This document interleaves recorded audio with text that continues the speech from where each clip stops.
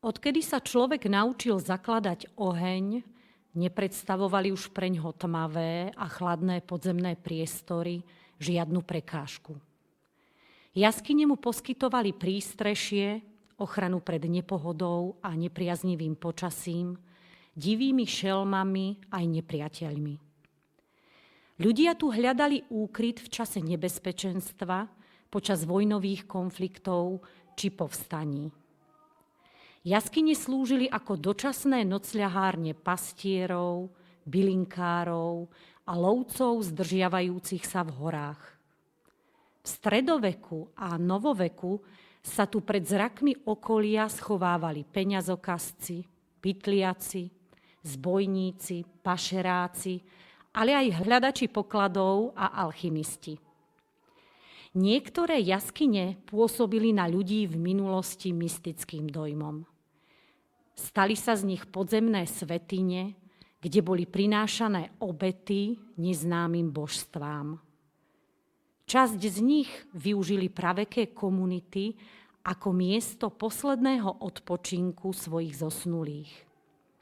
V stredoveku zasa niektoré lokality obývali pustovníci.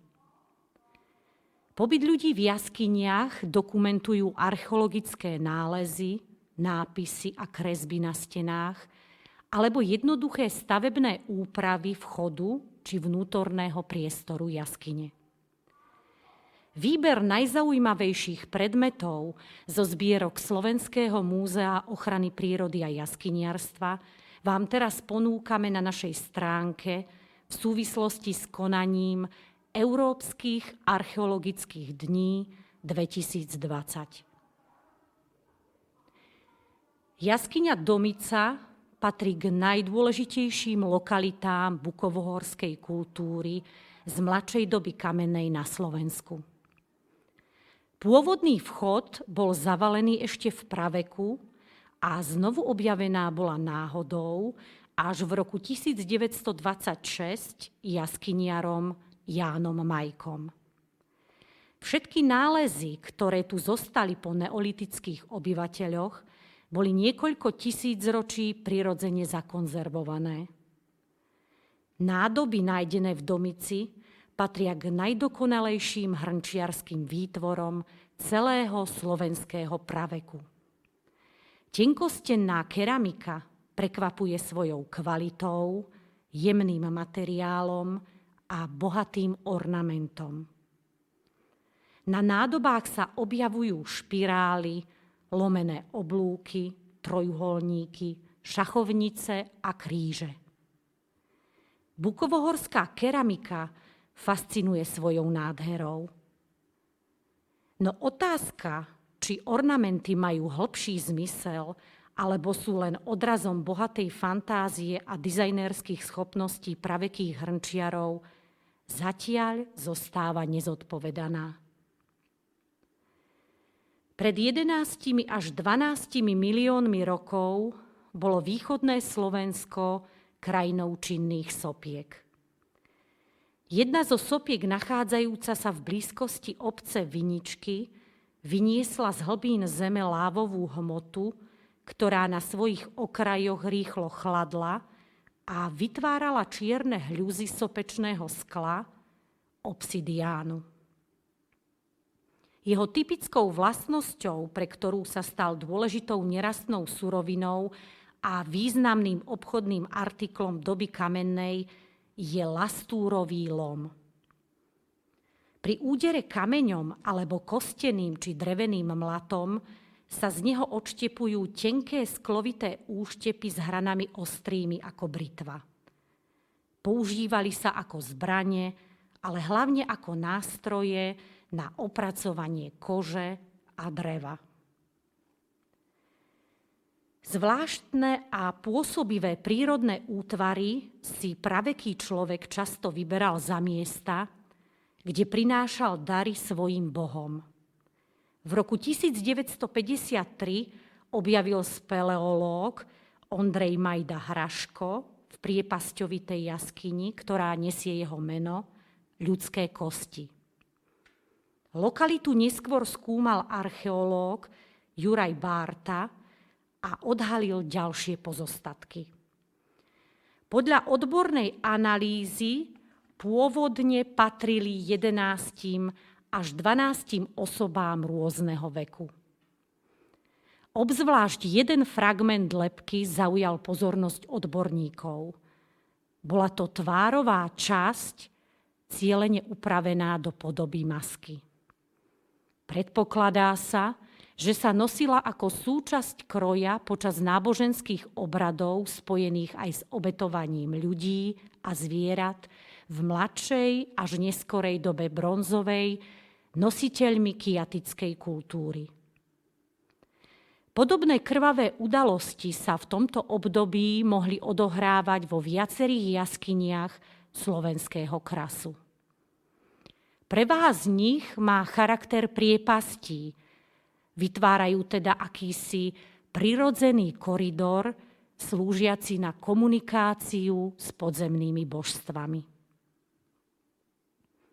Medená plastika bíčka z Liskovskej jaskyne je najstaršou kovovou plastikou zvieraťa na Slovensku. Našla sa neďaleko hromadného kostrového hrobu z konca 4. tisícročia pred Kristom. Je zhotovená technikou liatia dostratená. Táto technika mala niekoľko fáz. Najprv sa pripravil voskový model. Ten sa obalil hlinou tak, aby v nej zostal otvor. Hlinený model sa následne vypálil. Zohriatý vosk otvorom vytiekol. Vo vnútri modelu po ňom zostala dutina, do ktorej sa nalial rozstavený kov. Keď vychladol, hlinená forma sa rozbila. Liskovská jaskyňa sa spomína už v roku 1736 v diele Historicko-zemepisné vedomosti o súvekom Uhorsku od Mateja Bela. V roku 1871 sa tu realizoval prvý speleoarcheologický výskum na území Slovenska. Chvalovská jaskyňa poskytovala v stredoveku úkryt falšovateľom peňazí. Ukrývať sa bolo na mieste, pretože peňazokazectvo bolo v tom čase prísne trestané. Vo väčšine prípadov vinníka popravili, utopili ho, vypichli mu oči, odťali ruku, alebo mu naliali do hrdla rozstavený kov. Peňazokazectvo sa najviac rozmáhalo v neistých časoch, keď bola krajina sužovaná bojmi o moc. Falošné mince z Chvalovskej jaskyne sú datované do 15. storočia. Mali imitovať uhorské denáre Mateja Korvína. Mince objavil Juraj Bárta počas archeologického výskumu v roku 1954. Boli to prvé, no nie posledné dôkazy o existencii stredovekých peňazokazeckých dielní v jaskinnom prostredí. Ďalšie miesta s rovnakým zameraním boli objavené v posledných rokoch na Spiši aj Liptove. Kosti a zuby dávno vyhynutých zvierat, nachádzané v slovenských jaskyniach, považovali v minulosti jednoduchí ľudia za kosti a zuby drakov. Dokonca hrali dôležitú úlohu pri príprave niektorých liekov.